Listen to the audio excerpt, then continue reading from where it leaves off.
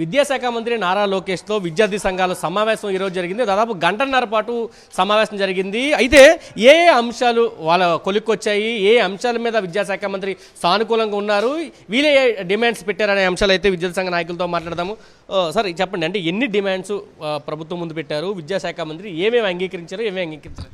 విద్యాశాఖ మంత్రి గారి ముందు 11 డిమాండ్లు పెట్టడం జరిగింది అన్ని విద్యార్థి సంఘాలుగా. అయితే ప్రధానంగా విద్యాశాఖ మంత్రి గారు ఏదైతే అధికారంలోకి వచ్చిన తర్వాత పాఠశాలలోకి కళాశాలలోకి విద్యార్థి సంఘాలు వెళ్ళకూడదు, ప్రజాస్వామ్యబద్ధంగా మాట్లాడకూడదని ఏదైతే నియంత్రపూరిత జీవోలు తీసుకొని వచ్చారో వాటిపైన సవరణలు చేసి వెంటనే వాటిని మారుస్తామని చెప్పి స్పష్టమైన హామీ ఇవ్వడం జరిగింది. దాన్ని అన్ని విద్యార్థి సంఘాలుగా మేము అభినందిస్తూ ఉన్నాం. అదేవిధంగా ఏదైతే ఫీజు రియంబర్స్మెంట్కి సంబంధించి ఈ రాష్ట్రంలో విద్యార్థులు, తల్లిదండ్రులు, అదేవిధంగా ఇంజనీరింగ్ మరియు డిగ్రీ కళాశాల మేనేజ్మెంట్లు తీవ్రమైనటువంటి సంక్షోభంలో ఉన్నాయి. డిగ్రీ కళాశాలలు మూతపడేటువంటి ప్రమాదంలో ఉన్నాయి. అందువల్ల వెంటనే ఫీజు రియంబర్స్మెంట్ ఇవ్వాలా అని చెప్పి మేము డిమాండ్ చేయడం జరిగింది విద్యార్థి సంఘాలుగా.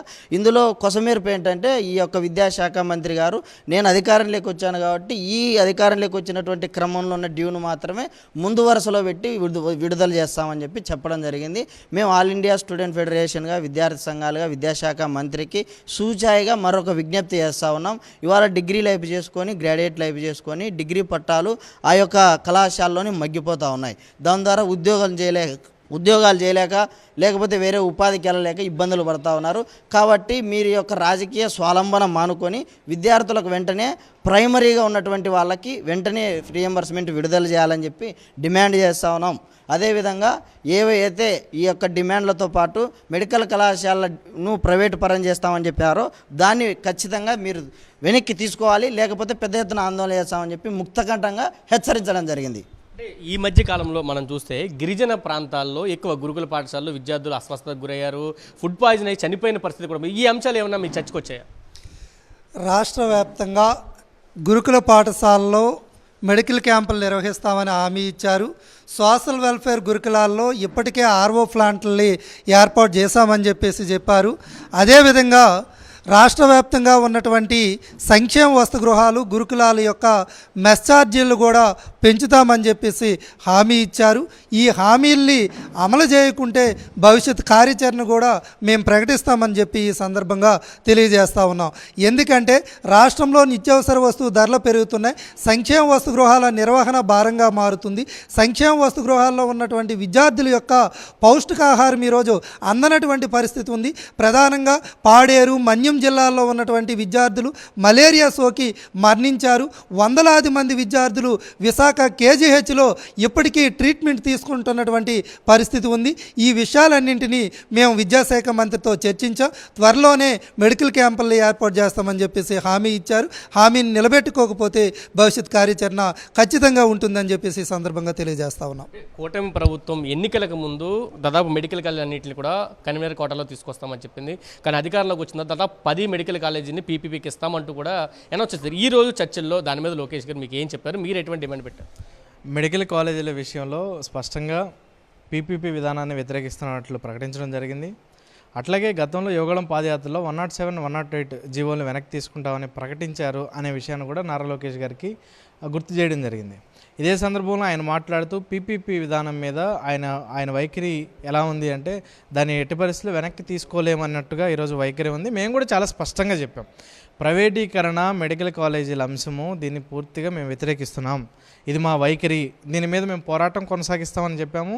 ఖచ్చితంగా అందరం కలిసి ఇప్పటికే ప్రభుత్వం, విద్యాశాఖ మంత్రి స్పష్టంగా చెప్పాడు కాబట్టి ఉద్యమ కార్యాచరణ కూడా భవిష్యత్తులో మెడికల్ కాలేజీల ప్రైవేటీకరణకు వ్యతిరేకంగా ఉద్యమ కార్యాచరణ కూడా ప్రకటించడం జరుగుతుందని ఈ సందర్భంగా తెలియజేస్తున్నాం.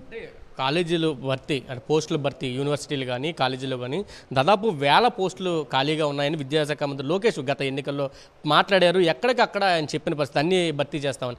ఈరోజు చర్చలకు వచ్చేటప్పటికి గవర్నమెంట్ వచ్చిన తర్వాత డిఎస్సి తప్ప మిగతా ఏ పోస్ట్ కూడా ఎక్కడ కూడా ఫిల్ చేసిన పరిస్థితి. ఆ అంశం మీద ఏమైనా మాట్లాడారా?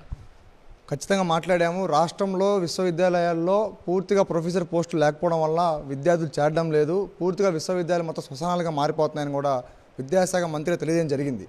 ఆయన హామీ ఇచ్చారు. నేను దీని మీద పూర్తిగా ఈరోజు ఎగ్జామినేషన్ చేస్తూ ఉన్నాను. రాష్ట్రంలో 4,000 పైగా ప్రొఫెసర్ పోస్టులు ఉన్నాయని సాక్షాత్ విద్యాశాఖ మంత్రి గారు ఈరోజు విద్యార్థి సంఘ నాయకులు తెలియజేయడం జరిగింది. మేము అదేవిధంగా జీవో నెంబర్ 70 రద్దు చేయాలని కోరాము. ఏదైతే 100 రోజుల్లో జీవో నెంబర్ 70 రద్దు చేస్తా అన్నారు. ఏదైతే ఆగస్టు 16, 2023 సంవత్సరంలో తన యువగలం పాదయాత్రలో మంగళగిరిలో చెప్పడం జరిగింది ఆయన జీవో నెంబర్ 107, 108 రద్దని చెప్పని. అది కూడా గుర్తు చేయడం జరిగింది ఆయనకి. పూర్తిగా ఈ రాష్ట్రంలో విద్యారంగ సమస్యల్ని పరిష్కారం చేస్తానని హామీ ఇచ్చారు. అయితే ప్రభుత్వ మెడికల్ కళాశాల విషయం మాత్రం ఖచ్చితంగా వెనకడుగు వేసే విధంగా అని చెప్పి తెలియజేశారు. ఏదైతే యూనివర్సిటీలో కూడా కామన్ యూనివర్సిటీ ఎంట్రన్స్ టెస్ట్ రద్దు చేయాలని చెప్పని, విశ్వవిద్యాలయాలు ఖాళీగా ఉన్న ప్రొఫెసర్ పోస్టుగా భర్తీ చేయాలని కోవడం జరిగింది. 2 నెలల్లో అన్ని సమస్యలు పరిష్కారం చేస్తామని చెప్పి కూడా విద్యాసంఘ నాయకులు ప్రామిస్ చేశారు. మేడం, అంటే జనరల్గా అమ్మాయిల మీద ఈ మధ్య అగాత్యాలు బాగా పెరిగిపోయి స్కూల్స్లో కాలేజీల్లో కూడా ఇదే మారిపోయిన పరిస్థితి. దాని మీద ఏమైనా ఈరోజు మీరు ఏమైనా మాట్లాడారు? ఎందుకంటే మహిళలకు అత్యంత ప్రాధాన్యత అని ప్రభుత్వం చెప్తున్నా ఘటనలు మాత్రం కొనసాగుతూనే ఉన్నాయి.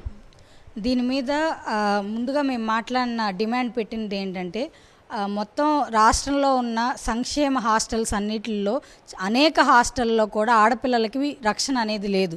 ప్రహరీ గోడలు లేవు, వాచ్మెన్లు లేరు.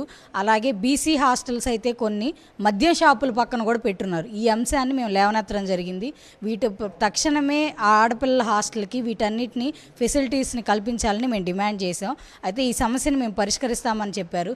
అలాగే మేము రాష్ట్రంలో అనేక జరుగుతున్నాయి ఇష్యూస్, ఆడపిల్లల మీద జరుగుతూ ఉన్నాయి, వీటిని అడ్డుకోవడం కోసం చర్యలు తీసుకోమని మేము కోరాం. దానికి నారా లోకేష్ గారు మాట్లాడుతూ కౌన్సిలింగ్ అనేది ఇప్పించాలి, అలాగే సినిమాలను అడ్డుకట్ట వేయడానికి మేము ప్రయత్నిస్తున్నాము, సోషల్ మీడియా ఎఫెక్ట్ ఉంటుంది, అలాగే ఆడపిల్లలు కూడా ఈ కల్చర్కి ఎఫెక్ట్ అయ్యారు అని నారా లోకేష్ గారు చెప్పడం జరిగింది. అయితే మేము ప్రత్యేకంగా విద్యార్థి సంఘాలుగా మేము డిమాండ్ చేస్తుంది, రాష్ట్రంలో ఆడపిల్లల మీద జరుగుతున్న అత్యాచారాలకి ప్రధాన కారణంగా మద్యం ఉంది, అలాగే గంజాయి వాడకం చాలా పెరుగుతుంది. దీంతోపాటు సోషల్ మీడియా, అశ్లీల సినిమాల తీవ్రత విద్యార్థి యువతల మీద చాలా ఎఫెక్ట్ ఉంది. దీన్ని తక్షణమే నిషేధించాలి, అలాగే మద్యం గంజాయిని వెంటనే నిషేధించాలని మేము విద్యార్థి సంఘాలు డిమాండ్. జనరల్గా ఎన్నికలకు ముందు చాలా హామీలు ఇచ్చారు. దాదాపు 18 నెలల పాటు హామీలు అమలు ఎక్కడ నోచుకునే పరిస్థితి. మళ్ళీ ఈరోజు సమావేశం జరిగింది. మీరేం డెడ్ లైన్ పెట్టారా? ఈ హామీలు ఈ లోపే అమలు చేయాలని డెడ్ లైన్ పెట్టారా? లేకపోతే అమలు చేయకపోతే ఎటువంటి పోరాటాలకు మీరు వెళ్ళబోతున్నారు? ఇప్పుడు వీటికి సంబంధించి మేము రకరకాల ఈ డిమాండ్స్తో పాటు అనేక డిమాండ్స్ మేము విద్యార్థి సంఘాలుగా పెట్టాం. వీటన్నిటినీ కూడా 2 నెలల్లోపు వీటన్నిటిని పూర్తి చేయాల్సిందిగా మేము నారా లోకేష్ గారిని కోరాం. ఈ టైంలో కానీ ఈ డిమాండ్స్ని పూర్తి చేయకపోతే మేము ఐక్య విద్యార్థి సంఘాలుగా, అలాగే పీడిఎస్ఓ విద్యార్థి సంఘంగా ఈ సమస్యలని పరిష్కారం కోసం మేము ఉద్యమాలకి పాల్పడతామని మేము తెలియజేస్తున్నాం. ఇది చెప్తున్నారు. దాదాపు 1.5 గంటల పాటు సుదీర్ఘంగా చర్చలు అయితే జరిగాయి. 11 డిమాండ్స్ మీద వీళ్ళంతా కూడా మాట్లాడారు విద్యార్థి సంఘ నేతలుగా. అయితే కొంత సమయం ప్రభుత్వానికి ఇస్తాం, ఎందుకంటే మొదటిసారి మంత్రి లోకేష్తో సమావేశం జరిగింది కాబట్టి 2 నెలల సమయం ప్రభుత్వానికి ఇస్తున్నాం. ఈలోపు కనుక సమస్యలు పరిష్కారం కాకపోతే ఉద్యమాలకి శ్రీకారం చుడతామంటూ విద్యార్థి సంఘ నాయకులు ఇప్పటికే హెచ్చరించారు. దాంతోపాటు మెడికల్ కాలేజీ ప్రైవేటీకరణకు వ్యతిరేకంగా అయితే ఇప్పటించే పోరాటాన్ని కొనసాగిస్తామంటూ కూడా మంత్రి లోకేష్ చెప్పినట్టయితే విద్యార్థి సంఘ నేతలు మనతో చెప్తున్న పరిస్థితి అయితే కనిపిస్తుంది. కెమెరా పర్సన్ నరసింహతో కలిసి సురేంద్ర, సాక్షి టీవీ, విజయవాడ నుంచి.